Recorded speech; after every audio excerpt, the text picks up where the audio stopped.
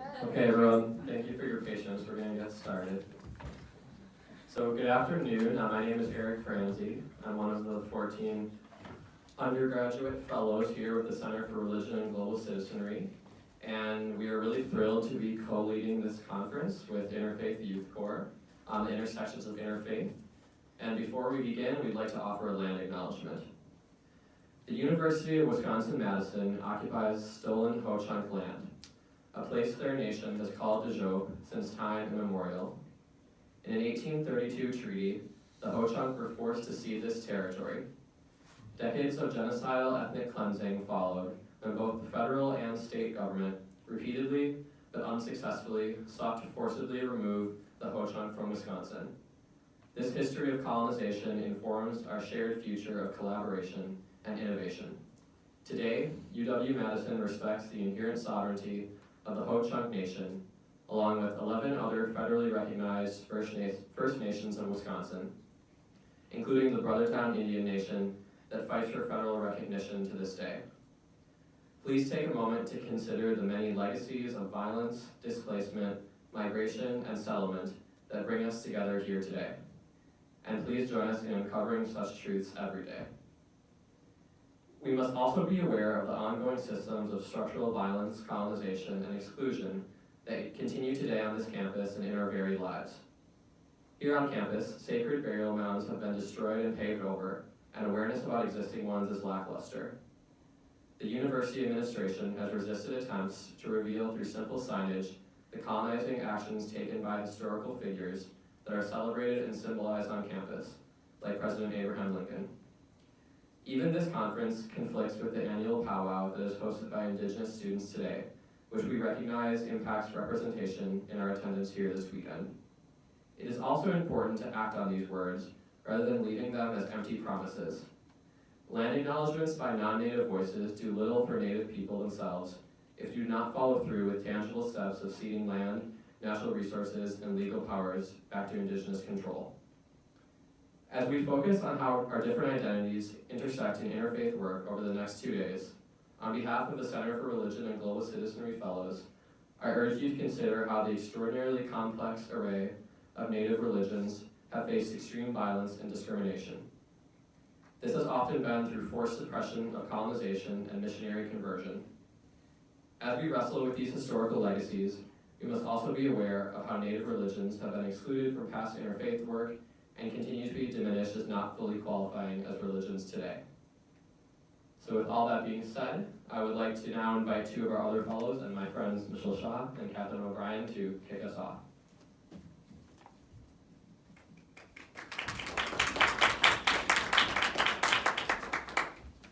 Assalamu alaikum. For those who don't know, this is the way Muslims greet each other. This means may peace be with you all. My name is Michelle Shah, and I'm one of the 14 fellows at the Center for Religion and Global Citizenry. On behalf of the Center's fellows, I am happy to welcome you to Intersections of Interfaith, UW-Madison's first Interfaith Conference, hosted by our center in collaboration with the Interfaith Youth Corps, a Chicago-based nonprofit. Hi, my name is Catherine O'Brien, and I'm another fellow for the Center for Religion and Global Citizenry. Thank you all for coming out this weekend to learn with one another. This conference comes at a time when focus on religious persecution and conflict is sorely needed. Just 3 weeks ago today, 49 Muslims were murdered by a white supremacist during Juma prayer in Christchurch, New Zealand. This October, during our second month together as fellows, 11 Jews were murdered by a white supremacist during Shabbat services in Pittsburgh, Pennsylvania. These events shook us, as we are sure they shook you, but they did not shock us. Many of us became fellows because of our awareness that attacks on religious minorities are far from abnormal. It is not just large-scale, horrific attacks that jeopardize the rights and safety of minoritized groups, but the much more common instances of hate crimes, discrimination, and prejudice. We have seen rising rates of hate crimes against marginalized groups in the past 3 years.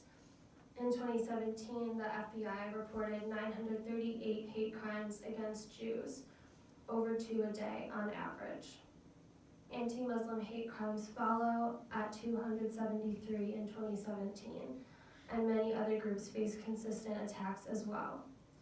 It's important to note that the majority of hate crimes also go unreported.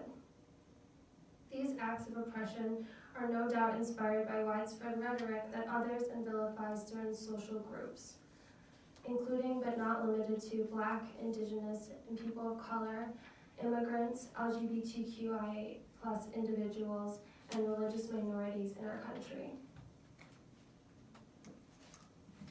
We decided to have this conference as an antidote to the religious extremism and intolerance prevalent in the world today. We're living in a time where individuals and communities are being misrepresented by those who falsely claim to be their spokespeople. As a consequence of this misrepresentation and a lack of religious literacy, communities are being persecuted because of their identities and traditions. It is more clear than ever that we need to value difference and communicate across boundaries of religion and worldview. To address our own bias, to be an ally to minoritized groups, and to participate in productive community change, we must put in the effort.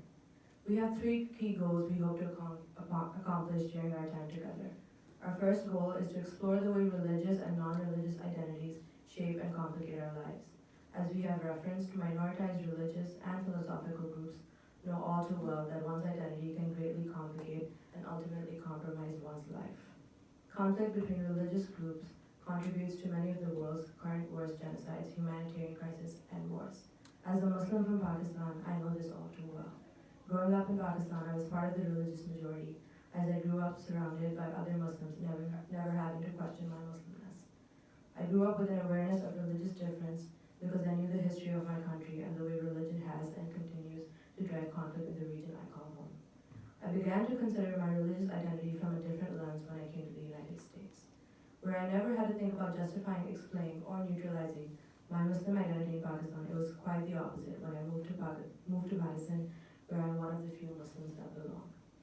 These experiences of being a part of the privileged majority at home and now a minoritized group in America have given me a more nuanced perspective about the importance of religious identity. For those of us who are here and acknowledge their privilege, I would urge you to use your position as a platform to fight for those who are suffering. For those of us who are on the other side, speak up, find your allies, and make yourself heard and known. Our first goal is for all of us to have the time and space to reflect on how our own and others' religious and non-religious identities affect our day-to-day experiences. We hope that through this, you will recognize ways in which you are privileged or marginalized and the ways your various identities perform in the power dynamics of today's world.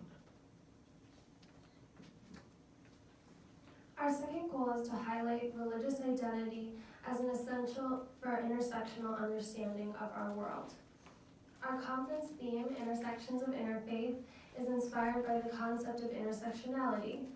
Kimberly Crenshaw, the originator of the concept, argued in a 1989 paper, Black women are sometimes excluded from feminist theory and anti-racist policy discourse because both are predicated on a discrete set of experiences that often does not accurately reflect the interaction of race and gender.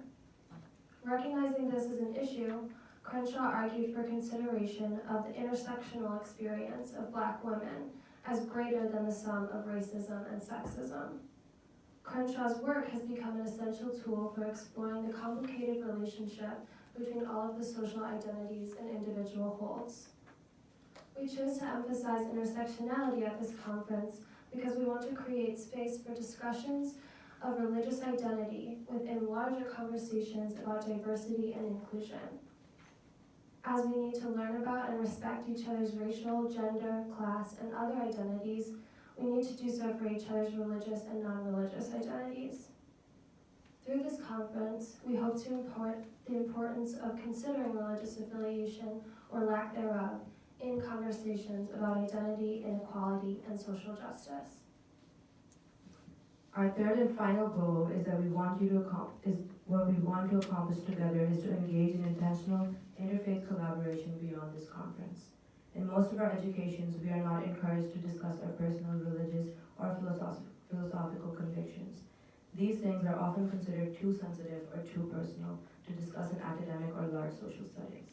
However, our worldviews guide our thoughts, values, and actions. It is essential to openly and respectfully talk about the tenets we hold closest to us. To succeed in a globalized, diverse world, connect across boundaries of faith, and address conflict, we must learn to engage in dialogue and collaboration about even the most intimate of our differences.